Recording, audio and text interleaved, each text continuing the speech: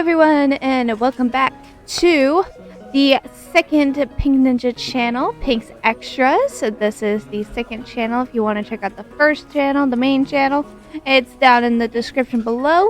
You are welcome to check it out. It has mainly Minecraft. But today, in this game, we are playing the Stanley Parable. Now, I don't know much about this game, other than it's supposed to mess with your mind in a fun sort of way. A lot of comedy, a lot of puzzles, a lot of that.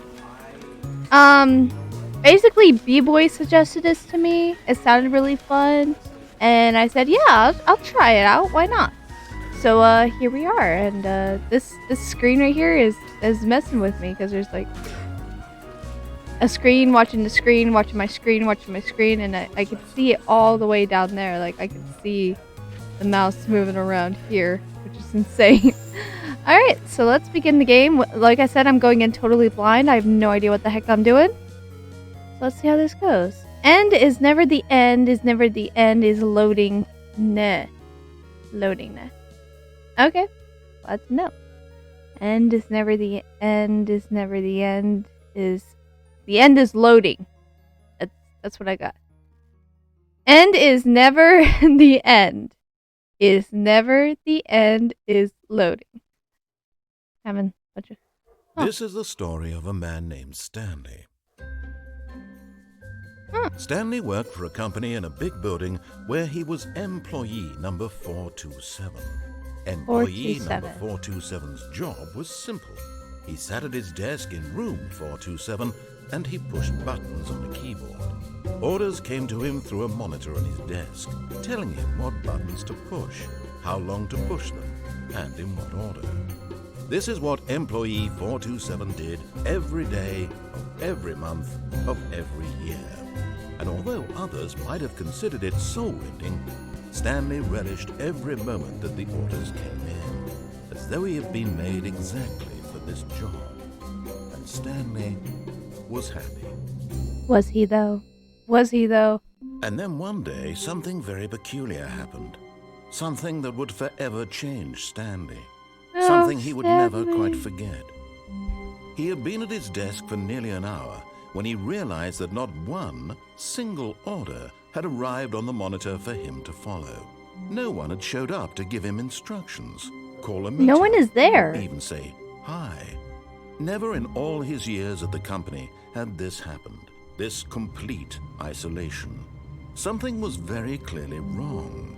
Shocked, frozen solid, Stanley found himself unable to move for the longest time. But so wait, this man's had instructions his entire life? He got up from his desk and stepped out of his office. Oh, I'm in control now. Okay, this is how we move. There seems to be no jump. I can't... Whoa. The sensitivity on this is insane. It's slow. I'm not used to this being so slow. Okay, so I am Stanley.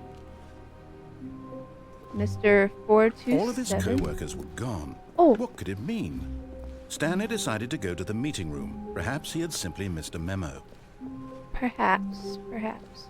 So, what B-Boy told me is that... No matter how hard Stanley looked, he couldn't find a trace of his co-workers. Okay, I get it, but I'm trying to explain something. So, B-Boy told me that in this game, I'm able to make my own decisions as well. I don't have to follow the narrator.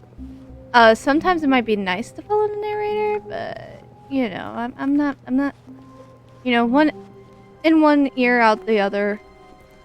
That's 416. How many people work here? What is that? What does that say?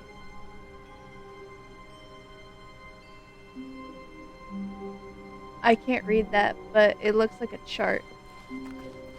When Stanley came to a set of 2 open doors, he entered the door on his left. Do I want it? Do I want to enter the door on my left? This game is making me question my choices. I'm gonna go left. 413, 412, 411. Hey. Yet there was not a single person here either. Feeling a wave of disbelief, Stanley decided to go up to his boss's office hoping he might find an answer there.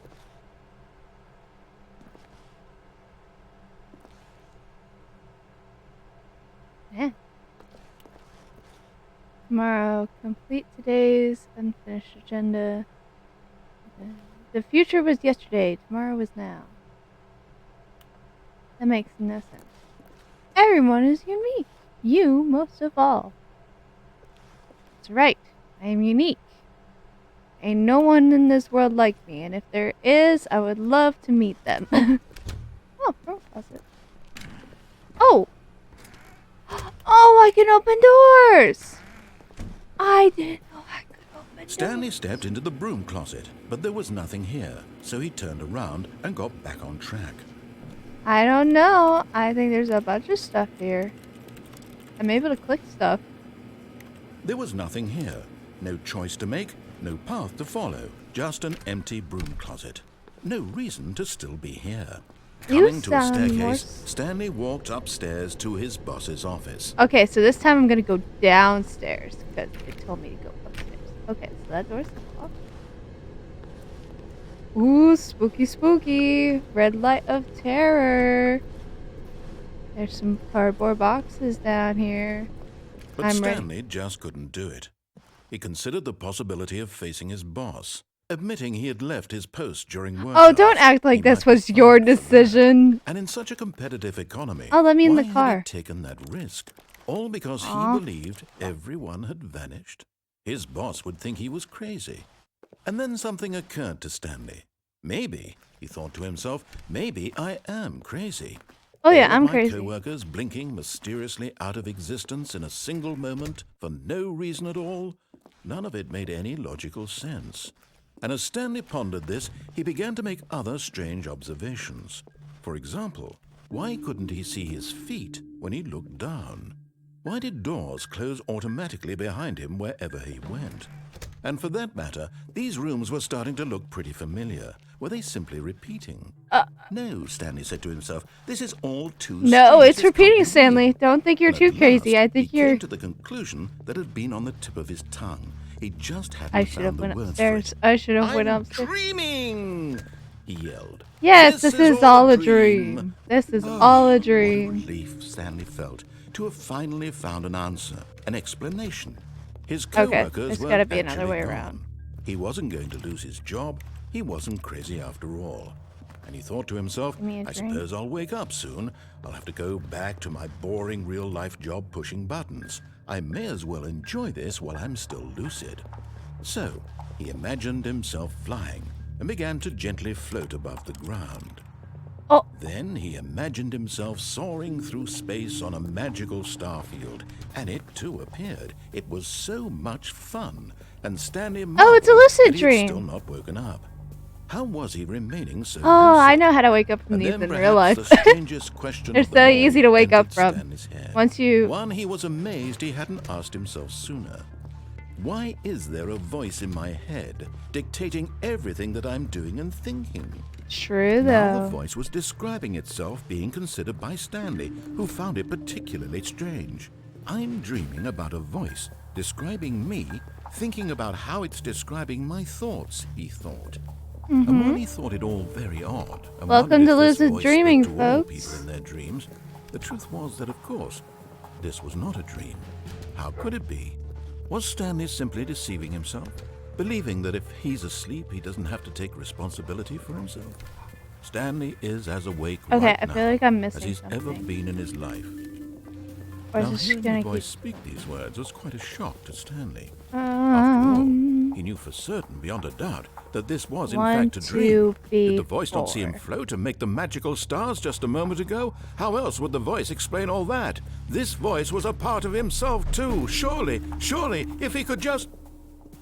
He would prove it. He would prove that he was in control, that this was a dream.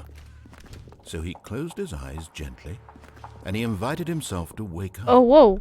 He felt the cool weight of the blanket on his skin, the press of the mattress on his back, the fresh air of a world outside this one.